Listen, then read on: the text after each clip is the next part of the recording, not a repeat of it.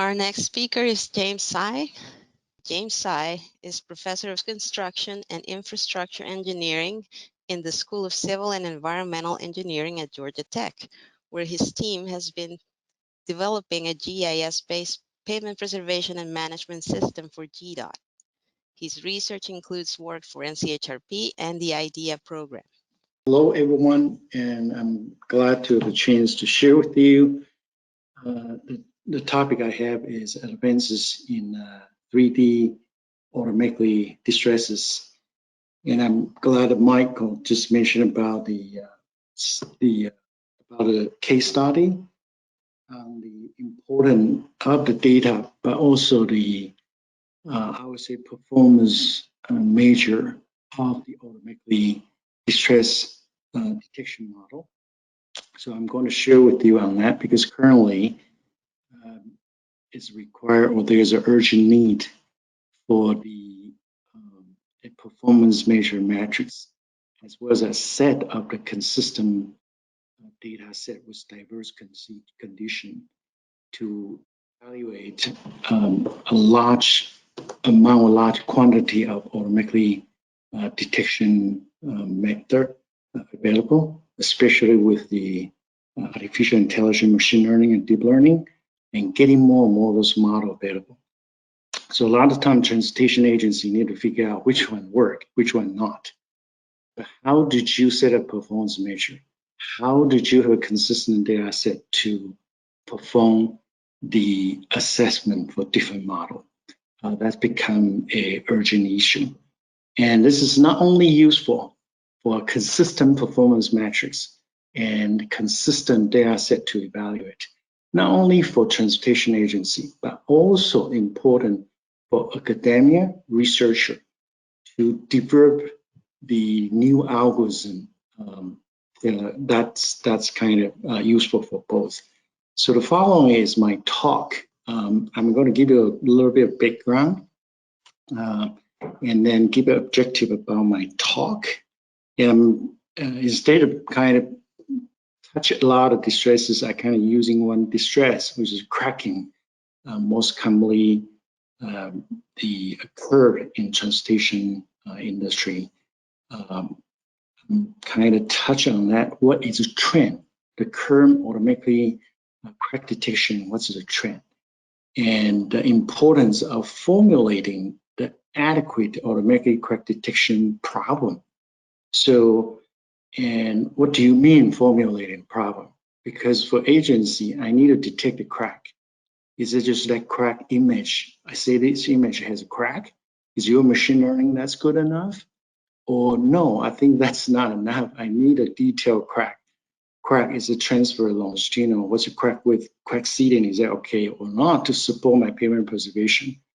Then that type of machine learning outcome is useful. It's not useful to you as a transportation agency. So kind of share with you a little bit of understanding. A lot of time, a huge amount of paper published, but those machine learning, even they are called crack detection, but it may not be suitable for you. So there's a little bit of insight, not necessarily from the machine learning mathematical point of view, but from the machine learning user in terms of crack outcome. How can I use that point of view? So hopefully I think the kind of share with you on that too. Also, how to set up a consistent performance measure. This ties quite well, Michael just mentioned about. The performance measure is to evaluate how well this model is. And also, it's quite important, you need to have a ground truth data. But it's quite tedious to generate that. So how did you have an enhanced procedure to generate ground truth data? Because for agency, I need to evaluate how good they are. But how do I set it up? So I'm kind of using some example here to show that to you, specific the automatic crack detection method. At the end, I will draw the conclusion and recommendation. So kind of give you a little bit of a background. At the very beginning here, I'm going to go quite quickly, since most of people that may already know. We are in the US sponsored by the first project sponsored by US DOT to evaluate 3D technology. So this has been for a while, since 2010. So it's become a mainstream technology now. in the US, and almost most state DOT using the 3D technology.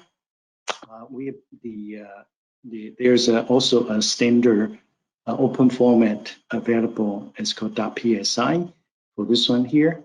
For the 3D data, it's been used in various type of the data collection, and the beauty of this 3D data is it's not only detecting cracking, it's just one set of data. It can extract different type of pavement distresses and characteristics, including the IRI, right capability, the macro texture, the concrete folding, the raveling, loss aggregate, rotting, and cracking. So just kind of let you know that some of those require IMU, which is inertial measurement unit register 3D data in order to compute like IRI, macro texture, and cross slope. I think you need to have a register absolute coordinate, especially the elevation, in order to compute that. So those are the one. I'm not going to get into all the distresses because that would be too much to get into, but just kind of give you a quick idea. This is just our study, so there's a lot of other study available too. In 2020, the machine learning crack detection and using 3D data, 3D technology, and the pavement using the 3D data as well as smartphone data, automatically raveling detection using machine learning, as well as joint plane concrete, the different distresses for the concrete, the joint plane concrete, slab base, which is based on each slab, what kind of type of distresses, cracking, etc. Pothole detection using 3D technology, the pavement cracking, and also for this is something kind of mentioned about for quality control to micro milling service. So, so those are the ones that are available in the past. So I'm going to focus just using one, crack detection. Since time is limited, I really want to deliver what's the trend, all the advances now, and what the key thing we need to be. So I think as a lot of people talking about AI, machine learning, deep learning, they're related earlier that kind of broad picture, the artificial intelligence, and getting specifically machine learning and getting more and more people kind of more advanced computation, deep learning, their relationship. And so the trend of automatic crack detection, I'm just using this to illustrate some of the key concepts, as well as performance measure, performance metrics, and data. Because data is a key, but how did you deal with that adequately? That's because there's so many papers available, but maybe those papers are not adequately put together. Although they are all in the journal paper, there's not necessarily consistent data set, consistent performance measure. So I say I'm 90% accuracy, and the other person say that that's 75. They are not necessarily the same value. It may be 75 is performed better because their testing data are not consistent, are not the same. So I think I just wanted to bring some of the key issues here to share with you.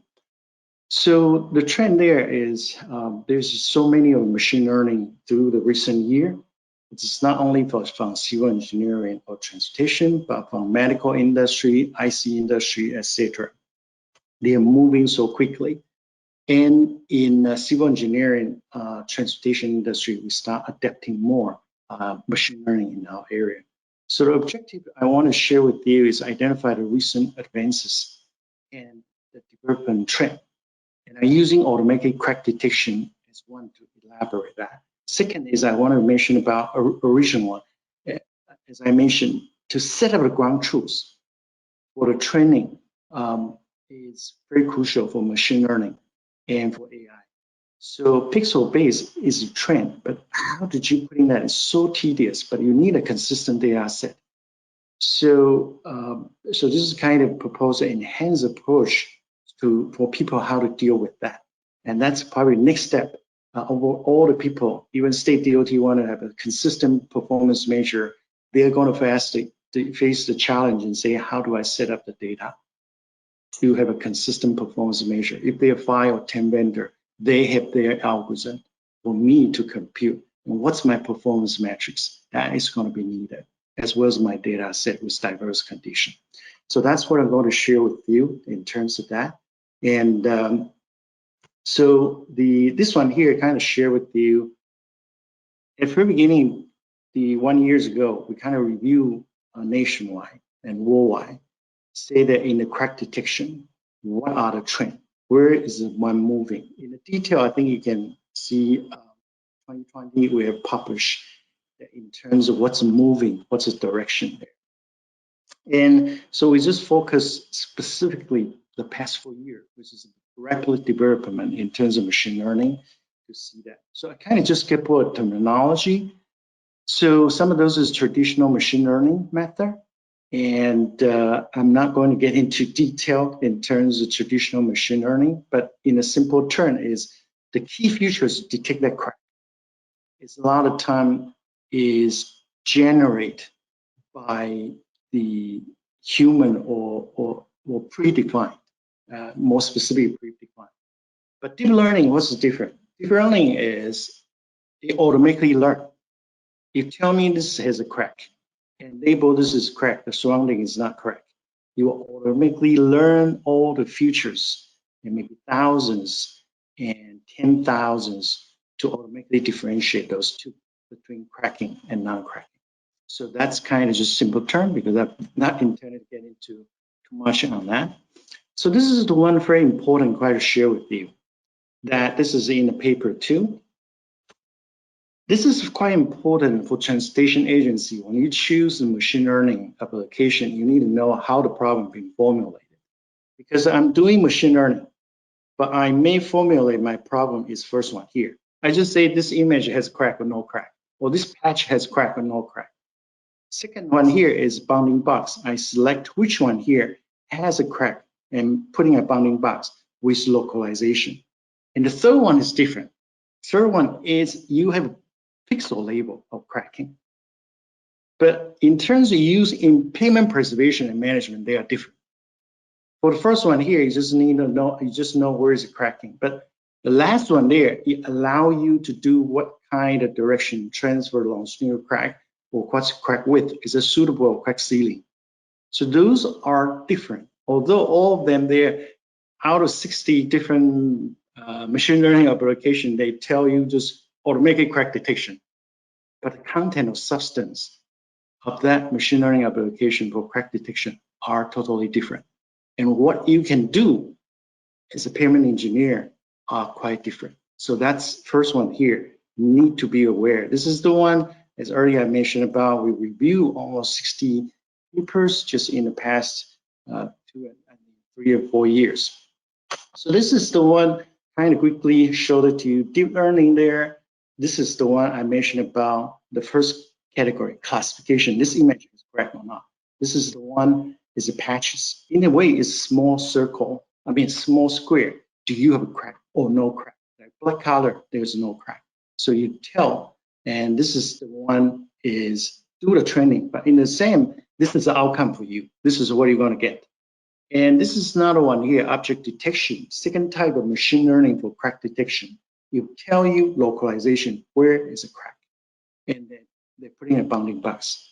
The last one here is a segmentation, which is pixel label. They tell you where is your crack and what's the width and all of those details they tell you. So this is the one I feel that's quite interesting. They're quite important to have that understanding. It's not only just modeling people, but I think that utilization, pavement preservation, pavement engineer probably need to know what I get. This is the one also segmentation. I'm not going to get into this type. So this is a trend. I think in the paper, you can look at detail.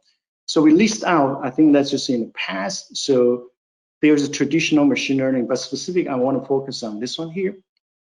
So you can see the past specific 4 years. So we kind of studied until not 2019, but now it's a lot of paper 2020 already. But this show you the trend. What's the moving in terms of crack detection on machine learning? So you can see out of those 3 categories, earlier, I think fair amount of people doing just one image has a crack or not, which is the classification in per image. but that's gradually die out. I mean, not necessarily die out, getting less than that, because that's not that useful. It may be a published paper, but for agency, maybe not that useful.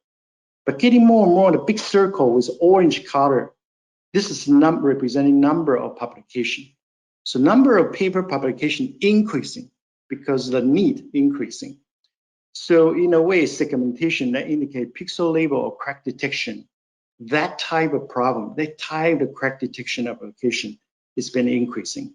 So this is kind of showing the trend in terms of development of crack detection and using machine learning. What is development trend?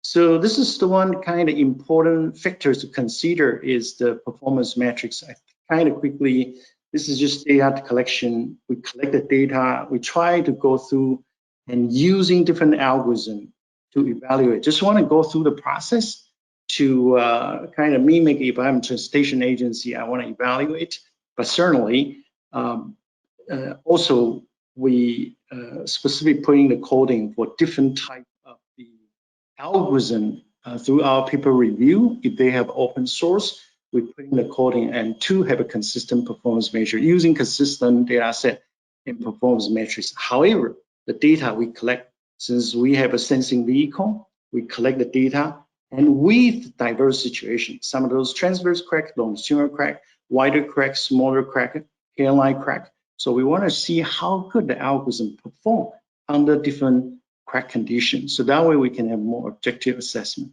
So this is the one that enhance the framework for ground truth crack generation. This is quite important because you want to evaluate, you need a set of ground truths.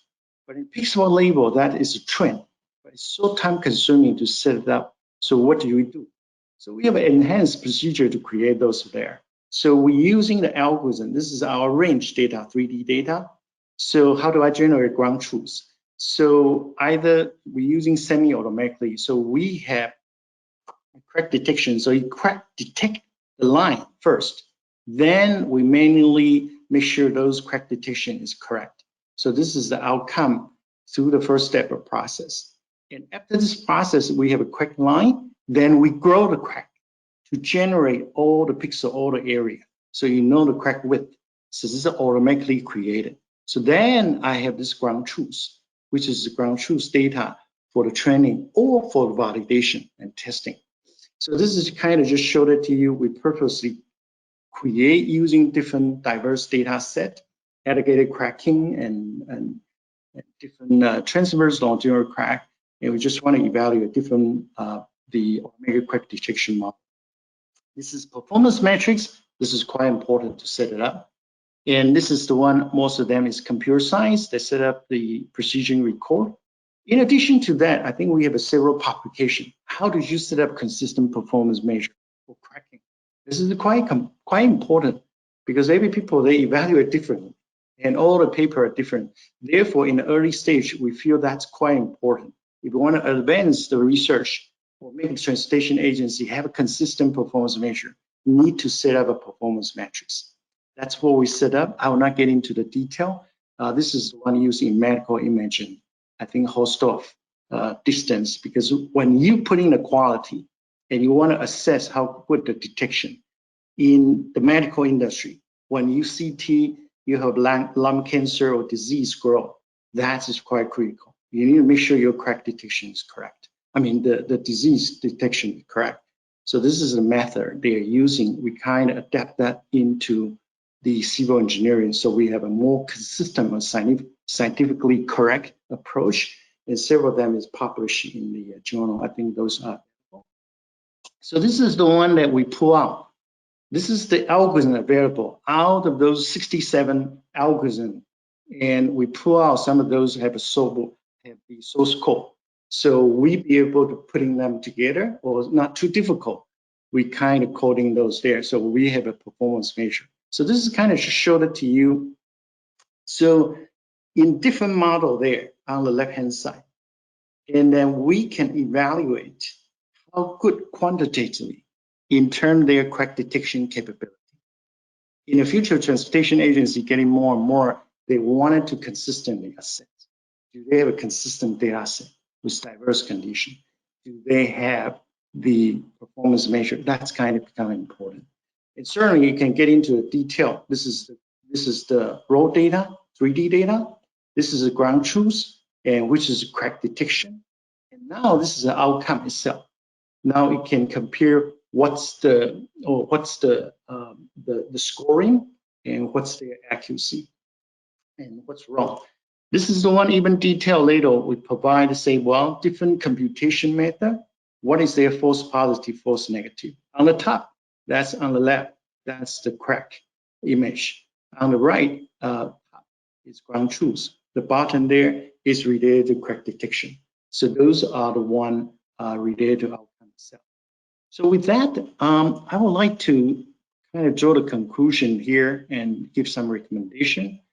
So with our recently research review, as earlier I mentioned about just the past stuff on 2019 and just recent 3-4 years, most of the research now moving forward is to the machine learning and deep learning. So that is a future trend for automatic crack detection and also the other distresses detection too. That is going to be a trend.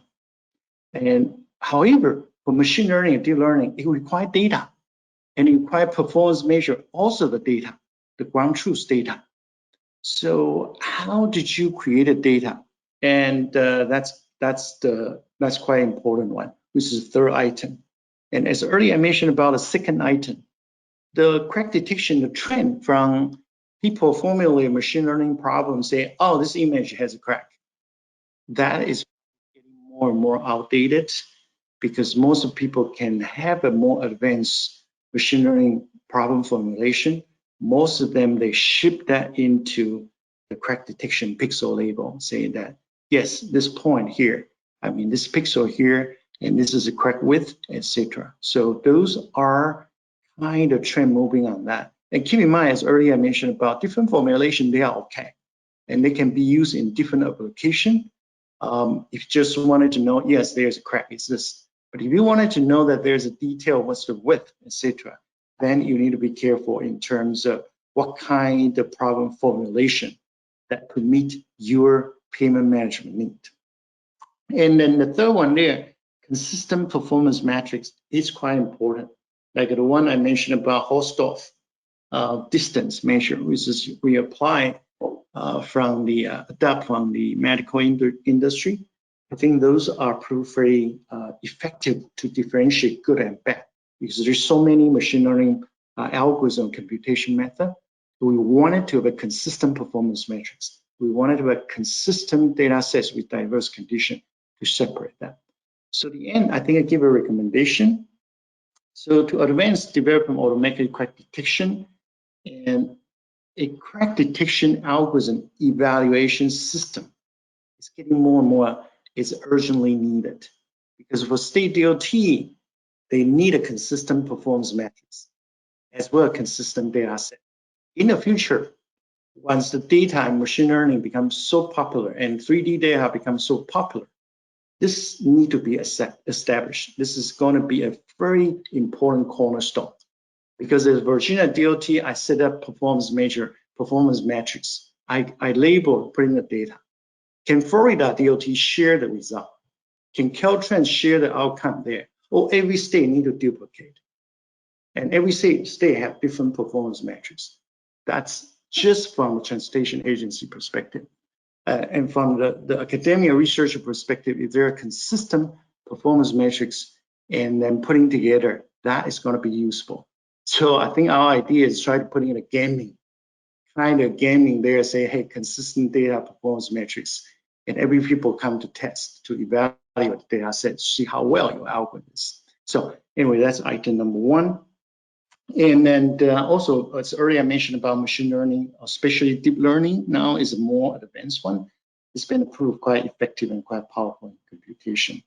And finally, I think the data is quite important. As Michael earlier mentioned about, it's not only the data, the raw data, to get that very important, but how did you label the ground truth data? Also very important, because that is the one that you tell there's a crack, no crack for the training, as well as for the validation.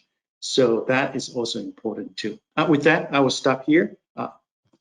The preceding was produced by the National Center for Pavement Preservation. More information can be found on the web at pavementpreservation.org. Additional support provided by Michigan State University.